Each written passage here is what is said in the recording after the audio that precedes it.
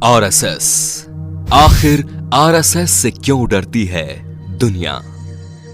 RSS यानी कि राष्ट्रीय स्वयंसेवक संघ 27 सितंबर 1925 को डॉक्टर केशव बलिराम हेडगेवार ने जिस संगठन की नींव रखी है, वो आज भारत में स्वयं सेवा, निस्वार्थ देशभक्ति और हिंदुत्व के आदर्शों को बढ़ाने वाला संघ बन चुका है। आरएसएस ने अपने आप को उस स्तर पर स्थापित कर लिया है जहां इसका समर्थन बेशुमार है और इसके विरोधी तो इसका नाम सुनते ही भाग खड़े होते हैं। लेकिन आखिर क्या कारण है कि दुनिया की सभी बुरी और हिंदू विरोधी ताकतें आरएसएस से खौफ खाती हैं? आखिर उनकी आरएसएस के सामने फटती क्यों है? आज हम आपको आरएसएस से जुड़ी 10 अनसुनी और अनजान बातों के द्वारा आपको यही बताने वाले हैं। लेकिन दोस्तों, वीडियो को अंत तक जरूर देखें और आरएसएस समर्थक चैनल को सब्सक्राइब जरूर कर लें। दोस्तों, आरएसएस की विचारधारा वीर सावरकर से प्रभावित है। यही कारण है कि आरएसएस का मूल उद्देश्य है हिंदू धर्म के आदर्शों को बढ़ावा देना और हिंदुत्व को बुलंदी प्रदान करना। आरएसएस की छवि थोड़ी आक्रामक जरूर है, लेकिन हम किसी तरह के बेबुनियाद और अन्यायपूर्ण विवाद का समर्थन नहीं देते। हालांकि जब बात हिंदुत्व पर आती है तो आरएसएस इसके बचाव में सबसे आगे की पंक्ति में खड़ी नजर आती है। इसीलिए हिंदुत्व विरोधी ताकतों को आरएसएस से डर लगता है। आपको जानकर हैरानी होगी कि आरएसएस में करीब 70 लाख सक्रिय सदस्य हैं और इसके देश भर में करीब 85,000 शाखाएं भी सक्रिय रूप से चलती हैं। अकेले उत्तर प्रदेश में आरएसएस की 8,000 से ज्यादा शाखाएं हैं। केरल जैसे राज्य में जहां हिंदुत्व का इतना प्रभाव नहीं माना जाता, वहां भी आरएसएस के करीब 5,000 शाखाएं हैं। ये आंकड़े इस बात को बताने के लिए काफी हैं कि आरएसएस की भारत देश के कोने कोने में कितनी मजबूत पकड़ है। आपको बता दूं कि भारत की सबसे पुरानी पार्टी और हाल ही के समय में एक व्यक्ति के विरोध में अंधी हो चुकी कांग्रेस पार्टी भी आरएसएस से खास खौफ खाती है।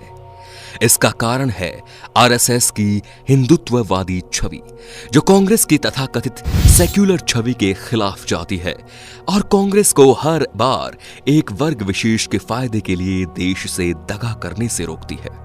कांग्रेस का आरएसएस से खौफ खाने का एक कारण चुनाव और देश में आरएसएस का मजबूत वर्चस्व भी है। भारतीय जनता पार्टी के लिए सत्ता की चाबी तक का रास्ता बनाने में आरएसएस का योगदान किसी भी स्थिति में नहीं भुलाया जा सकता।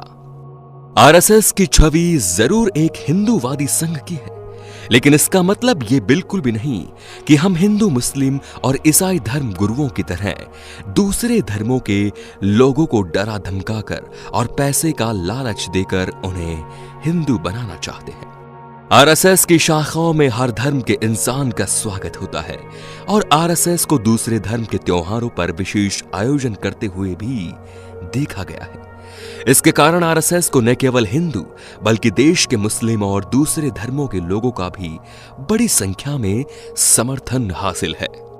कई लोग कहते हैं कि आरएसएस ने महात्मा गांधी के स्वतंत्रता आंदोलनों में शामिल होने से इनकार कर दिया था, लेकिन ऐसा बिल्कुल भी नहीं है। उन्होंने बस संघ के लोगों को 1930 के नमक सत्याग्रह से दूर रखा था। इसके अलावा आरएसएस के लोगों ने स्वतंत्रता आंदोलन में भाग लिया है। हालांकि आरएसएस न्याय के लिए अहिंसा के पथ पर तब तक चलना जानती है जब तक ये राष्ट्र और धर्म के हित में हो।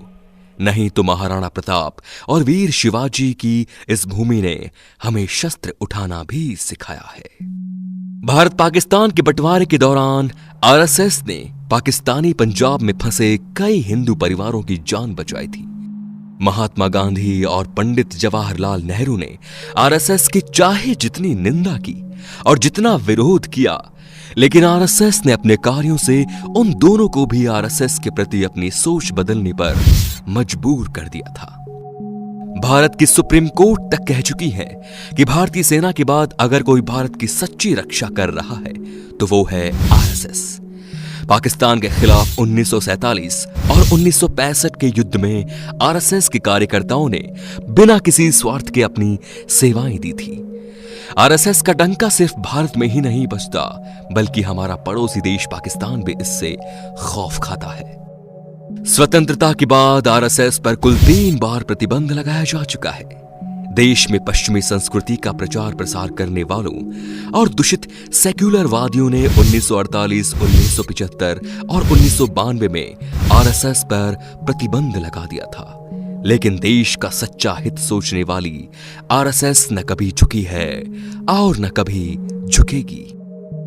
1962 के चीन युद्ध में जब देश को खून की जरूरत थी, तो वो आरएसएस के कार्यकर्ता ही थे जो बिना अपनी जान की परवाह के भारत भूमि के सपूतों की सेवाओं के लिए सबसे आगे खड़े रहे। और आज जब देश कोरोना संकट से गुजर रहा है, उस समय भी आरएसएस के लोग दिन रात मानव सेवा में लगे हुए हैं। तो बस यही कारण है जो आरएसएस को शक्ति प्रदान करते हैं और हर देश विरोधी मानसिकता वाले इंसान को उससे डरने पर मजबूर करती है। आखिर किसी की ऐसे ही तो नहीं फटती, कुछ ना कुछ बुरा तो जरूर ही किया होगा उसने। आरएसएस के लिए एक लाइक तो बनता है दोस्तों। चैनल पर नए हो तो इसे सब्सक्राइब भी कर देना। धन्यवाद।